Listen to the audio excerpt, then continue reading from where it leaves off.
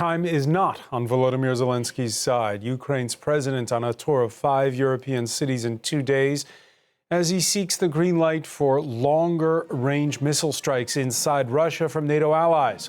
In a week that's seen his side lose two key towns in the Donbas region, fate conspiring against Zelensky as Hurricane Milton kept Joe Biden away from a now-scrapped summit of allies in Germany. With November 5th fast approaching and U.S. voters' enthusiasm for backing Ukraine waning, how does Kyiv handle the prospect of an eventual return of Donald Trump to the White House? A new book by Watergate journalist Bob Woodward purports to shed more light on the cozy relationship between the Republican candidate and the master of the Kremlin, Vladimir Putin, who Trump has referenced more than ever in upbeat terms on the campaign trail, as we'll hear. Today in the France 24 debate, we're looking at Ukraine, Putin, and Trump.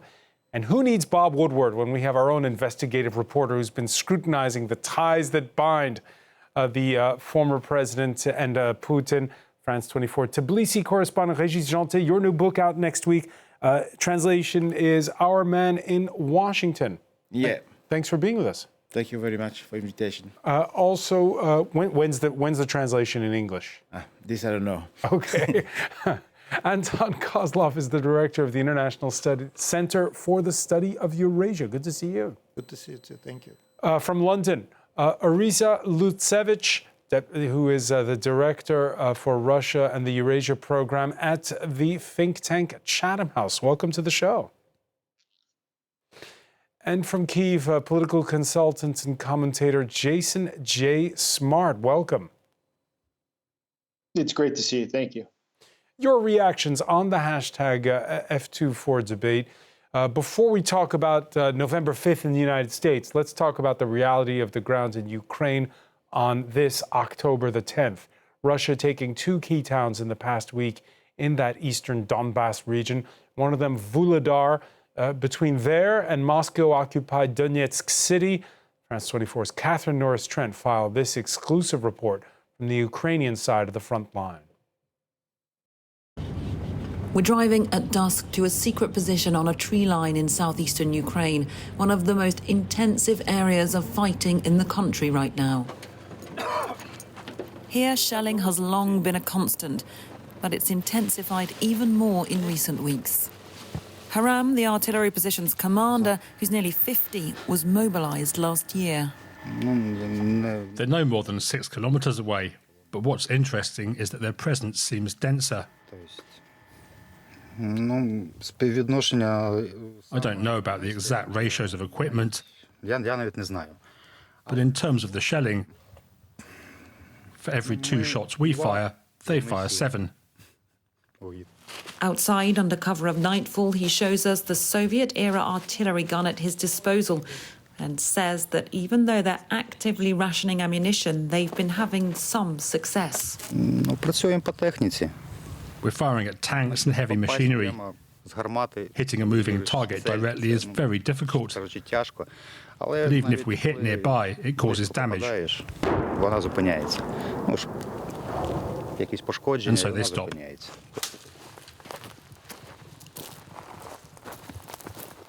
Day and night, this is how these men from the 33rd Mechanized Brigade of Ukraine's army spend their time trying to hold the front line in eastern Ukraine, one of the most intensive areas of fighting at the moment in this long, drawn-out war. In recent weeks, this brigade stopped 2 major Russian onslaughts, the fiercest they've seen in the year they've been stationed in the south of the Donetsk region. There was a big push from Russian side. Previously we were fighting on Zaporizhzhia direction, and that was a tough direction too, but there was less of drones, less of FPVs. That's hard war.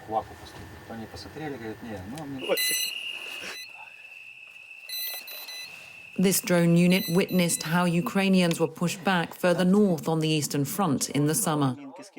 Коли оце почався наступ і почали заходити ворожі сили, ми не мали ніякої можливості. When the enemy began to advance, we couldn't evacuate the injured or deliver supplies, ammunition or medication. Ставити провізію, боєприпаси, медикаменти ніякої абсолютно. The terrain was such that you couldn't move without being seen. Щоб тебе не побачили. Their battalion has specialists who upgrade drones into kamikaze attack machines. 15 дронів в день застосовують. We make around 15 drones per day minimum, so that's about 60 to 80 drones for a 4-day rotation. We make these drones and then take them with us to the battlefield position. Працює безпосередньо розрахунок. This large-scale Ukrainian-made drone named the Vampire can carry explosives, but also vital supplies of food and water to infantry troops stationed right at the front. But they cost $20,000 each, often funded by volunteers. Russia has ramped up its attack drone production on a massive scale. Vladimir Putin says his country will make 1.4 million this year alone. Ukraine's soldiers and political leaders are renewing calls for their allies to fulfill pledges of arms deliveries if they're to keep holding the long and vulnerable eastern front line. Arisa Lutsevich, we see in that report, on the one hand, courage, incredible ingenuity, being able to make your own weapons on the front line and then use them. And on the other hand, the sort of the weariness of the Russian onslaughts that continue. What's this next winter going to be like? Well, Francois, it's been a very difficult year for Ukrainian armed forces, starting with delays of American assistance, the $60 billion package, where Russia clearly had an advantage in artillery 1 to 10. Then the situation leveled up. I mean, Ukrainians have actually performed quite a successful operation by capturing part of Russian territory. Let's not forget, over 1,000 square kilometers, while Russians are making inroads into Donbas, losing a lot of their men, kind of these mincemeat attacks of infantry. And obviously, if the current level of assistance is not sustained and even increased, Ukrainians will be losing more territory. You know, war is mathematics.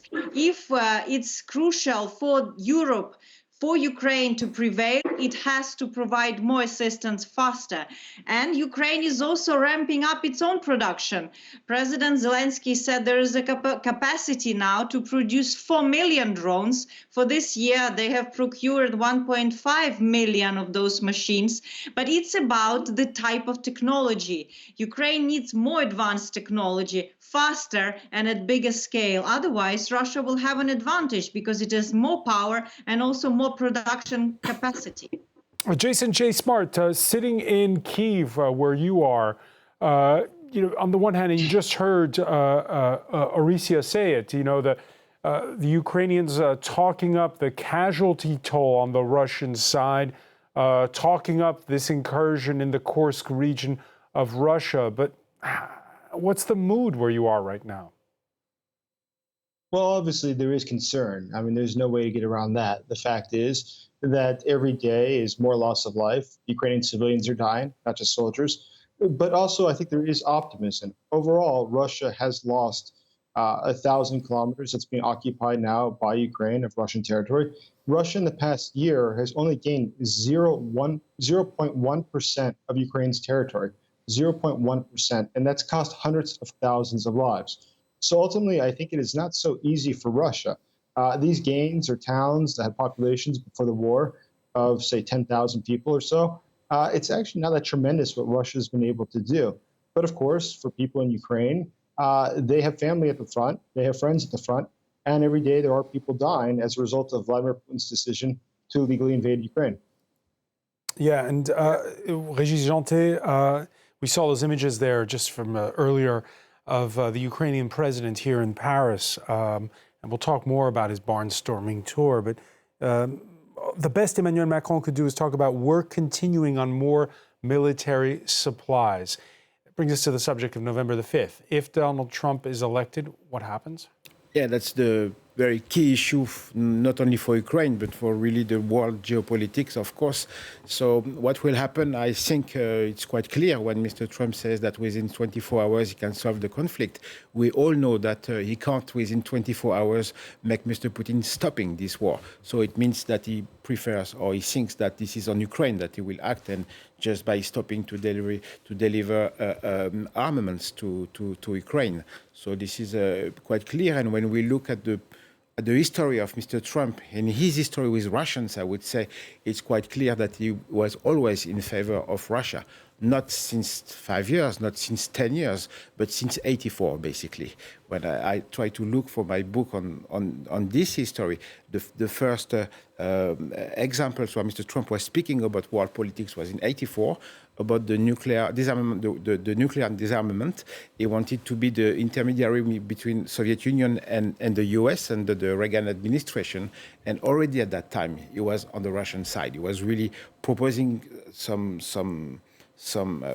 plans which were really good for Russia. So I think this is what he says a lot about what we could expect after the 5th of November if Mr. Trump is elected. So your book's about to come out, and we'll talk later about the Bob Woodward book, but it's also coming out at the time when in French movie houses we've seen this biopic, The Apprentice, which chronicles Donald Trump's coming of age. And in your book, you talk about Trump's first exposure to Soviet culture in Brooklyn and Queens. Yeah, exactly. That's important in his life, indeed, because he was a real estate developer, and through his father and the company that was run by his father, you could meet in Brooklyn this kind of people, what I call the Red Mafia, and then these people were really eager to invest in Trump's projects and also to launder their money in Trump's casinos. So there is a long history, and this is probably through this kind of people that finally Moscow, the KGB, was able to cultivate Mr. Trump in the 70s, in the 80s mostly, and 90s. We were 8 years ago when there was the 2016 election. There were these allegations of some kinds of business deals between Donald Trump and the Russians. There was never any formal proof of that. So, Anton Kozlov, is this just sort of an impression, or is there something when it comes to Russia that Donald Trump has? Well, I don't know whether there is a connection, but for sure he has a weak spot for Putin, for Russia. He was in charge of the beauty contest in Moscow. I think he is very kind of keen on Russian women. Although I must say that those people in Brooklyn and Queens most of them are not Russian. They're basically, they all come from Ukraine and from back in the Soviet days. So no, I think he likes Russia. I think he likes to be received as a big shot. And he, aesthetically, he's very much like those Brighton crowd people. He's vulgar, he's uneducated, and he likes things that are, kind of very simple, populist kind of things. So I'm not at all surprised. And also, he's in real estate and development. It's a mafia business in New York, as you probably know. And so all those Russians working in development, I don't know about real estate, but development for sure, they all have mafia connections. Jason J. Smart, these are allegations. This is stuff that's been around for a long time. What do you make of? Is there a sort of a fascination on the part of Trump for Russia? He definitely has an unusual interest, and I agree with what the earlier ones had said, is that the fact is it goes back a few decades. It's not something recent, and it's pretty well documented. He has had an ongoing interest in Russia, and he seems to have a personal love for Vladimir Putin, which is also quite strange and hard to understand. But he does often reference him and references him very positively. And it's something that makes him quite unique for world leaders, that he is so unabashed in what he feels about the Russian dictator. Now, in your book, Régis Janté, you write of a common outsider's kind of vibe. Both men often express their anger against the establishment. For Trump, that's incarnated by Democrats. For Putin, by the Moscow elite. All the while, both are the greatest of protectors of the powerful. Yeah, that's something which they have in common. They have a lot of difference. Of course, they are coming from two different worlds, but indeed they have this in common. They hate. Trump always says, I hate nice people. He says this very often. So this is and somehow Putin also hates what he called nice people. The Democrats, the people speaking about human rights and so on. That's indeed important in the characters. But then for Putin, it's really about rationality, try to defend how he sees the interest of Russia. And this is not only about Putin, because, again, the story started much before. And we have a lot of elements. Maybe we don't have the final proof because we don't have the file coming from the KGB. In 2016. Yeah, but we have so many people around Mr. Trump, so many emails which were in the hands, for example, of the Mueller Council, who did a big report for the Department of Justice in the US about the involvement of Russia into the elections. And through that, we can see a big gallery of very powerful people, often with a criminal background, but also very close with the security services from Russia and very close to Mr. Putin. The first trip that Mr. Trump did in Moscow was in July 87. July 87. And the way he was invited to Moscow, and I had several sources. This is before Gorbachev is still absolutely the head of the Soviet Union. Exactly, and all the sources we have, and we have a lot of information on why he was invited there. We have a lot of information showing that this is typically a KGB operation. Well, he was invited, for example, with the In-Tourist organization, which was the state tourist organization, which was, as we know, really totally in the hands of the KGB at the time. And when he came back, 2 months later, he published an opinion in the Washington Post, the New York Times, and Boston Globe, saying, we should stop to pay for the defense of the others, the NATO members, and Japan. Exactly with the same words that he's still using 30 years later. Orysia Lutsevich, again, there's a long trail of smoke that dates back, according to Régis, to 1987. But is there fire? Well, there was fire in 2016 when there was summit in Helsinki between US and Russia, and when basically then President Trump sided with Putin and confirmed against their own probe and FBI investigation that Russians were not interfering in elections. Putin just told me. So you see, have this romance of a strong man who, in a way, I think Trump is partially jealous of how Putin can run Russia. And that he admires that strong power. That's why so many American experts and commentators are nervous about what the second Trump presidency could do to American democracy. And also one more thing that is very dangerous for Ukraine, since we are discussing Ukraine. I think Russians convinced Trump that it were Ukrainians who are interfering in American elections and not the Russians. I think this is one of their most successful influence operations on Trump, where he publicly was in that call then what revealed between the President Zelensky and President Trump asking for a server because he believed the National Democratic Convention's server was for some reason in Ukraine's hands.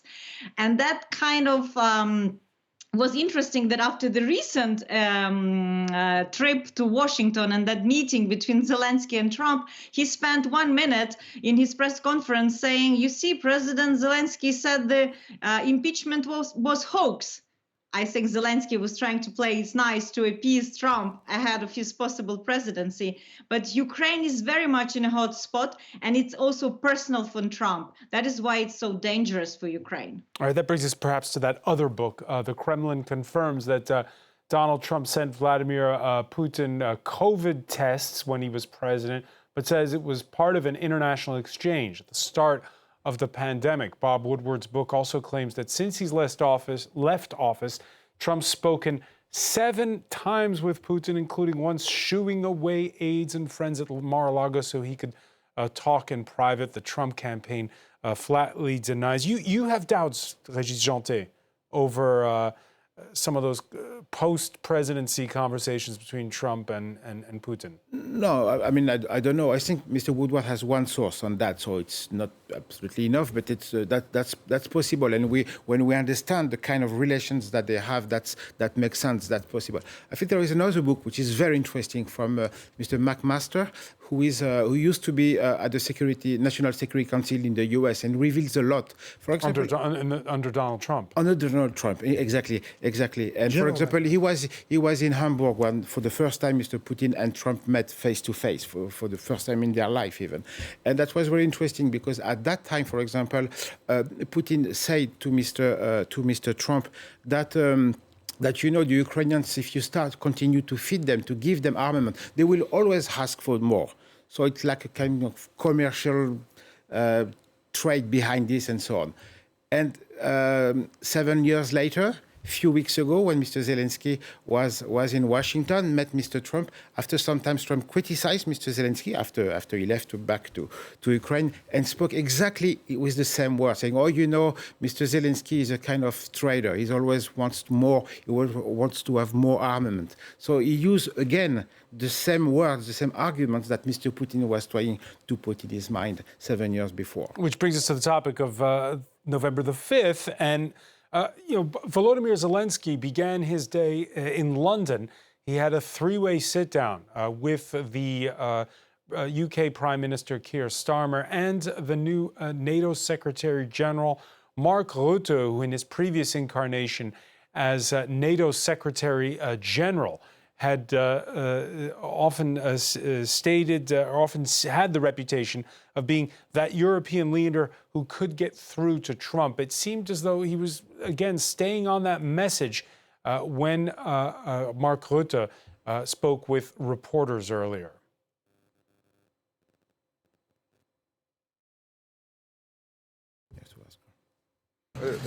Really, stop worrying about a Trump presidency. We do not know who will win. I will work with Kamala Harris if she is chosen. I will work with Donald Trump when he will be chosen. And but you're not worried about President Trump withdrawing support for Ukraine?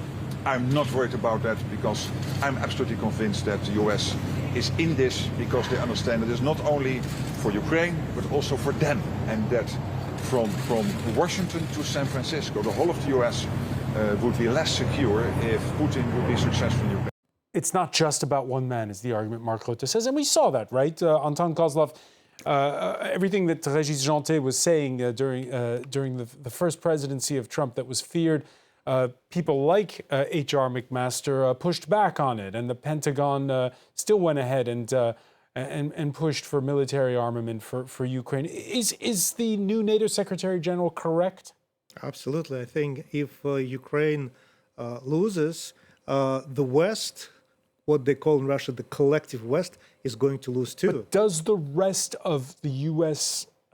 quote-unquote establishment, those who make decisions in Washington, understand that, and are they willing? I hope a lot of people do. I think I talked to a lot of American analysts and a lot of American experts. I think everybody understands what this is about. I think only Donald Trump and maybe people around him don't understand, those people on the far right.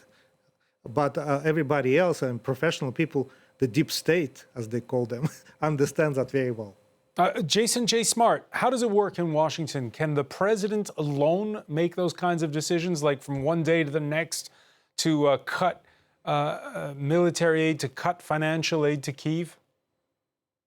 Well, the president is going to be limited on a number of different things. For instance, the Congress passed in the past few months things that make it harder, if Trump were to win, for him to take the U.S. out of NATO. But as far as it goes with Ukraine specifically, the president does have the prerogative of choosing packages to be sent to Ukraine, though it is Congress that appropriates the money. However, should the president of the United States decide that he wishes to slow that down or to change the sort of packages or to just not give the right to other countries to send U.S. military goods that they happen to have to Ukraine, the president could do that, yes.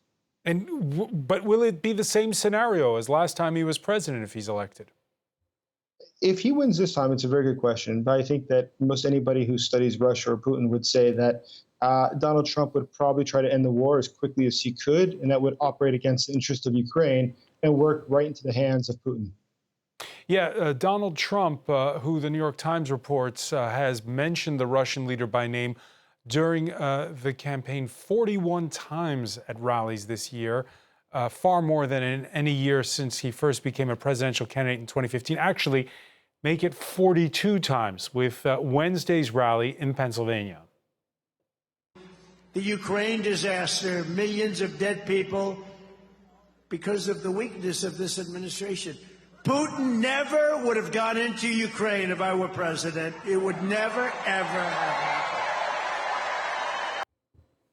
happened. The statement there, Orysia Lutsevich, what can happen on day one, as Donald Trump claims? Well, first, this is a very consistent campaign statement.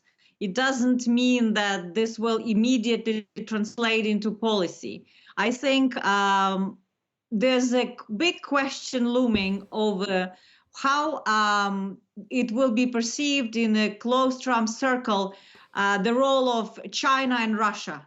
Because I think there may be an interest where they say, let's settle war in Ukraine so that we can sway and decouple Russia from China, because this is too dangerous. They are becoming too much embedded, and Russia becomes really a vassal state of China eventually if this continues. There could be another strategy that if Ukraine loses, China will be emboldened, American power projection in Southeast Asia, in Latin America will be damaged because, as we do know, the world, the global South, the non-Western hemisphere sees that America is at war with Russia with this in Ukraine. And what is more disturbing, they do think that Russia will prevail, Russia will win, given how incremental support is to Ukraine and how difficult it is for Ukraine to keep defending the front line. So I think we're still looking at the equation with a lot of unknowns. There are different groupings within the Trump circle, such as Mike Pompeo, who is trying to argue actually a case of lend-lease for Ukraine that would give a sustainable and increased assistance to Ukrainian military. And there are others who may want to play this Russia-China game. And but there's also Putin, who is preparing his special scenario. This one, I don't know who has insights, but I am sure he will be making an offer to Trump that will include the trap. And that trap will be, to weaken Europe and eventually to get America out of Europe, because this is what President Putin wants. He wants America out of Eastern Europe. So far, he's spectacularly failing to achieve it, but this is his ultimate goal of this war. And let's remember the ultimatum he sent to Washington on the eve of invasion in 21. So just to be clear, Orysia, just to recap what you just said, in other words, in Trump's circle, it's the argument over which matters more, Ukraine or China. And if China matters more, then if I follow your logic, it's not a good idea to disengage from Ukraine. It's important for them to take a decision how they want to weaken China, and they may want to see as an opportunity to pull Russia into the Western camp, so to speak, and Russia may play the game by pretending it's doing it, and Ukraine will be salvaged into this operation. It will be a collateral damage of a bigger game. Anton Kozlov? Well, frankly, I don't think they can pull Russia now into the Western orbit. I think it's going to be very, very difficult, practically impossible, at least while Putin is in the office. I think maybe when he's out, he's replaced, maybe we can start talking about it. But I think at this point, Putin basically destroyed not only 30 years of what had been built since the end of the Soviet Union, but basically he's undermining the last 300 years of what been taking place in Russia since the days of Peter the Great and even his father. So I think this is something very interesting, actually, for a historian like myself to see this. But it's also very dangerous. You talk about the nativist streak in the United States, Régis Janté, and the imperialist streak as well. Yeah. So they kind of conflate here. This is the confusing part. Clear it up for us, please. I don't know. It's a very big issue because you can look at the war in Ukraine on many I mean, from many point of view, the imperialism is extremely important indeed, and this is the way, by the way, that Mr. Putin is talking also and to Mr. Trump, and it was revealed in these books. I'm not sure it is in Woodward's book, but in McMaster, it is when, for example, to try to convince Mr. Trump that he should not support Ukraine. He said, you know, finally, he make a comparison with the Monroe Doctrine. So he said, and Trump is, which is, just to explain for our viewers, the Monroe Doctrine is that you hands off the Americas. That's our exactly. And Trump is an isolationist. So he wants to the U.S. to not be too much involved abroad, and indeed to make sure that the surrounding of what is around the U.S., basically the American, the whole Americas, no one should be involved there.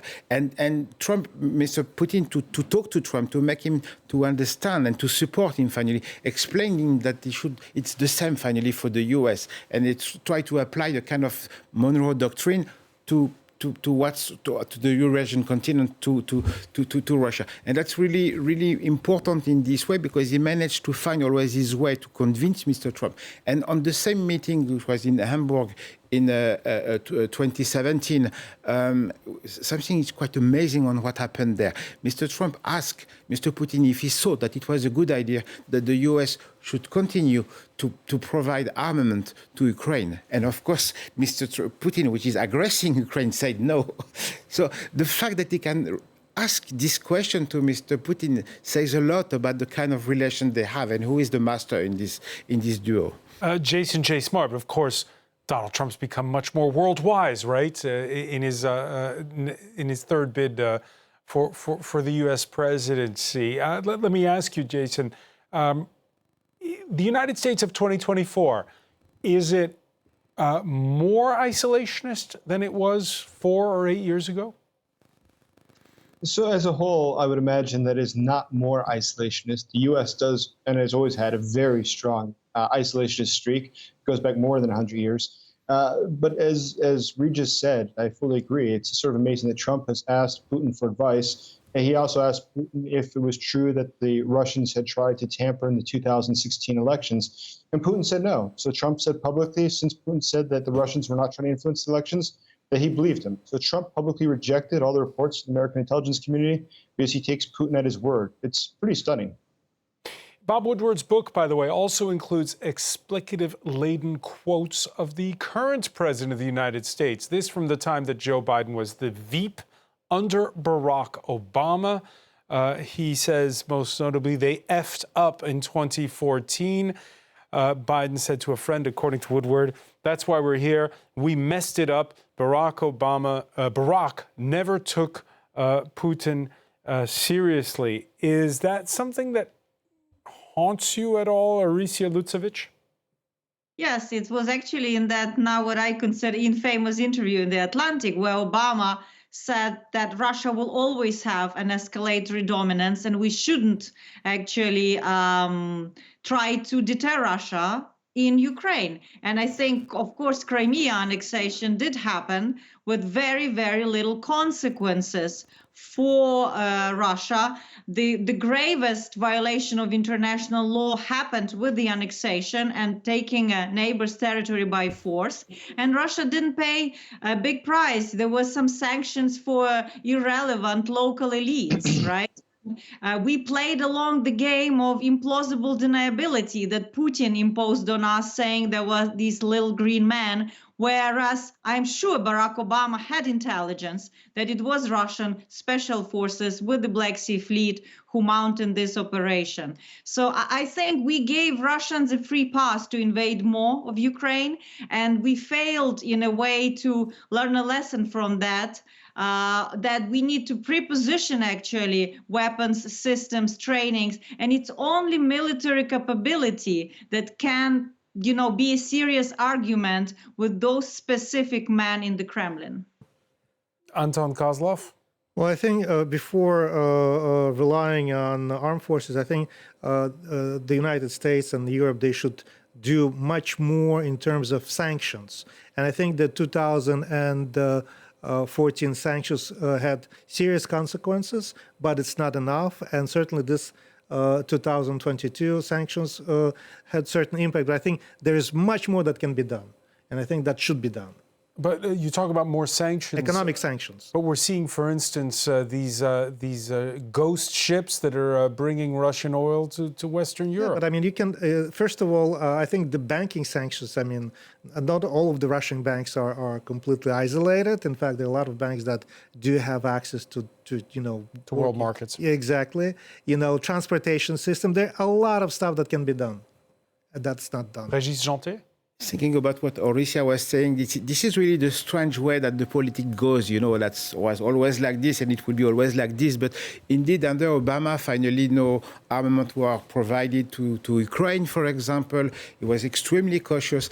And finally, under the first mandate of Mr. Trump, more was made. But not thanks to Mr. Trump, even if maybe sometimes he didn't apply his no to some decisions, but because there were some what we call the adults in the room, which were the old state servants of the U.S., like Mr. Bolton, Mr. Mattis, Mr. Pompeo, all these people. And this is them who finally, during Trump's mandate, managed to strengthen sometimes even some states from NATO members, had more budget to help this country to strengthen their defense. But of course, the second mandate of Mr. Trump would be very different. And we know he has this project 2025. This is not his project. This is more from his camp with this Heritage Foundation think tank.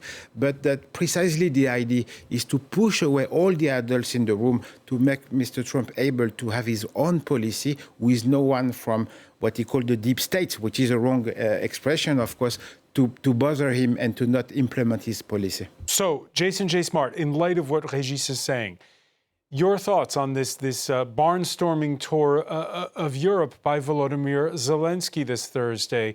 Started the day in London, Paris, Rome. He's going to Berlin. He was the previous day in Croatia for a meeting of regional leaders. What does it seem like when you see the clock ticking towards November the 5th? I think it's quite clear that everybody's eyes are on the U.S. elections. It's clear the Europeans are watching, the Ukrainians are certainly watching, and most certainly the Kremlin is watching if their candidate will win. And I think a lot of what's going on now, further decisions, whether it's going to be assistance for Ukraine, forcing Ukraine into peace talks, or otherwise, are all dependent on what happens soon in the U.S. elections.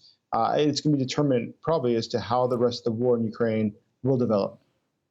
Hungary's leader concluding his big speech as rotating president of the EU Council before the European Parliament Wednesday with the promise that we can, quote, make Europe great again. Viktor Orban, who likes that line, he insisted that Ukraine cannot win on the battlefield.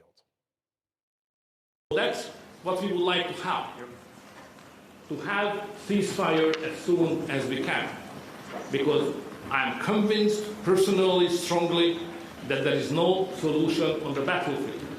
And I think that the strategy, what we follow as European Union, is not good. Orysia Lutsevich, is he right?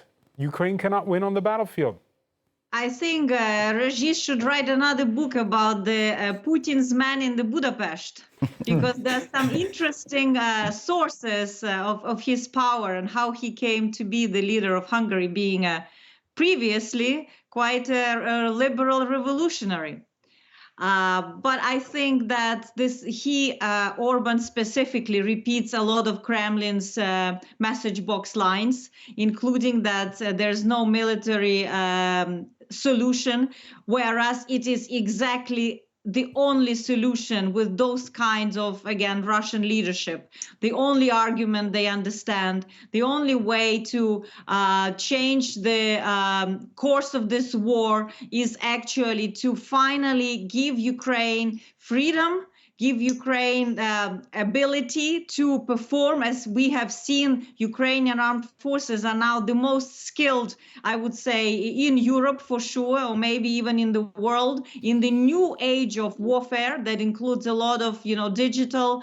Ukraine is the first country in the world to create a drone army as a separate type of army. And Orban never says that Ukraine has destroyed almost 30% of Russian Black Sea Fleet and opened up navigation to those important trade routes for grain and other produce for the global south that otherwise would be starving. So there is a military solution. There has to be a strategy. And I think part of the that Zelensky is doing now is to convince that there is a military strategy and there should be one in place. His messaging, Orysia, is kind of, on the one hand, he calls it a victory plan, but at the same time, he says, we need to be strong militarily so we can negotiate. Sometimes it's difficult to read. No, it's not difficult to read. You need to make sure that the Russian generals will come to Putin and say, we are losing on the battlefield. And in order to avoid the collapse of the front line that is already starting, we need, to save our faces.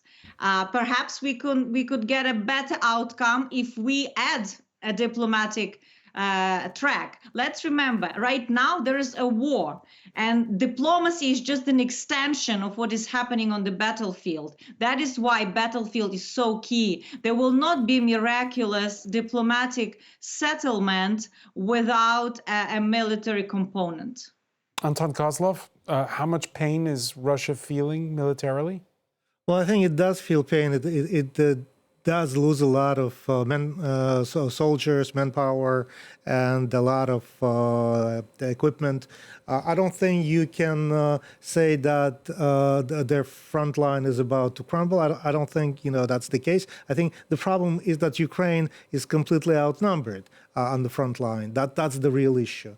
However, I think that if Ukraine had the right to attack Russian airfields, Russian bases inside, that's what Zelensky had been asking. I think that could definitely change the way the war is going and would bring more chances for peace settlement. I don't think this war is winnable on either side. I don't think Ukraine can win this war or Russia can win this war. Or probably Russia has more chances if it will extend the war for the next 10 years, because simply it has a bigger economy and more people.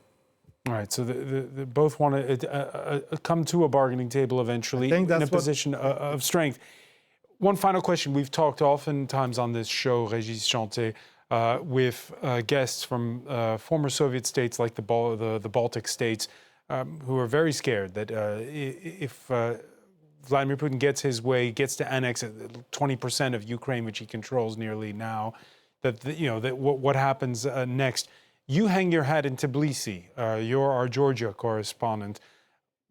What are the consequences of November 5th and beyond there? This is seen, of course, as extremely serious, and the dynamics is quite bad indeed.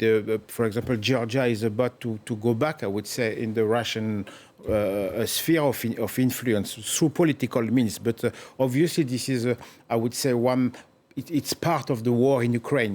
We should never forget the war in Ukraine started in Georgia back in 2008. This is the same war, the same method, exactly the same policy that the Kremlin is having.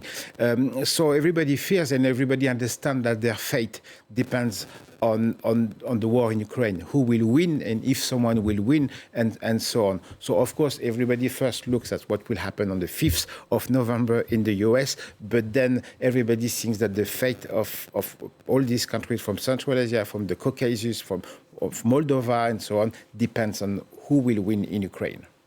Régis Chanté, I want to thank you so much. I want to thank as well Anton Kozlov, Orysia Lutsevich for being with us from London. Jason J. Smart in the Ukrainian capital, Kyiv. Thank you for being with us here in the France 24 debate.